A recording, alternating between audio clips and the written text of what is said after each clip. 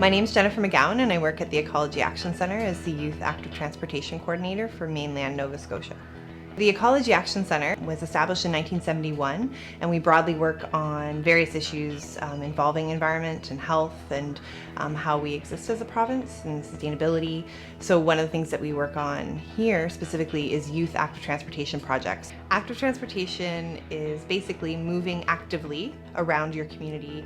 So it could be walking, biking, inline skating, skateboarding, scootering.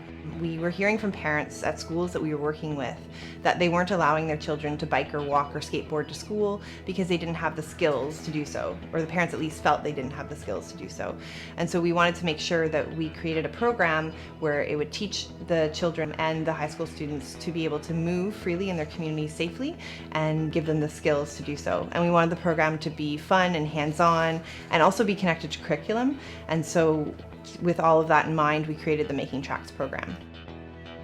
There are 4 modes currently, so we have skateboarding, cycling, inline skating, and pedestrian or walking safety training, and we're currently developing a scootering program as well.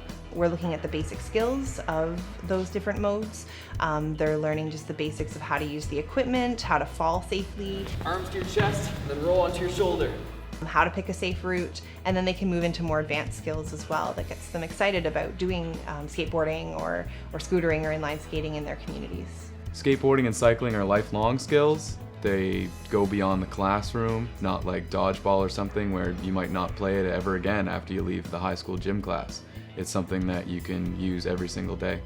For the cycling program, for example, children are learning what their bike should be wearing, what they should be wearing to be safe and visible, different parts of the bike, so Name That Bike Part is a game that we play. They're also learning bike maintenance, which is a really big skill in terms of moving biking into their everyday lives. If they learn the skills to maintain their bikes, they're more likely to do it long term. And then they're also learning safe riding techniques, the hand signals. What signals this? Right! And what signals this? Stop! How to pick a safe route. So it's a full encompassing program that looks at all aspects of cycling.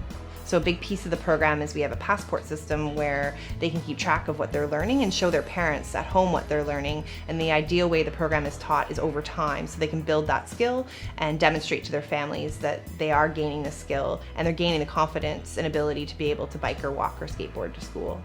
As part of the Making Tracks program, ways that we can help communities or schools run this program is we have equipment available for borrowing for free. So we have a set of skateboards that are indoor use skateboards that are meant to not mark floor. We also have helmets and pads that they can borrow. And for our cycling program, we have a cycling toolkit, so they have all the tools they need to do the maintenance part of the program, which is really great. So there's various ways to get involved in the Making Tracks program. If you're a teacher at a school, or you work at a recreation department, or you're part of a community organization, or you're involved in police work, these are all great organizations to host a Making Tracks program. So we can come in and train staff or volunteers connected with your organization to then run the program as an after-school program or a camp. Or other special event type program. But we also have the option that if you have a bit of funding or there's ways we can partner, we could bring in trainers who are already trained in the program to help deliver programs directly to children or youth. And one of our biggest pieces is that we want to make the program accessible to all. So we definitely don't want funding to be a limiting factor. So we're willing to help in any way we can to make programs happen.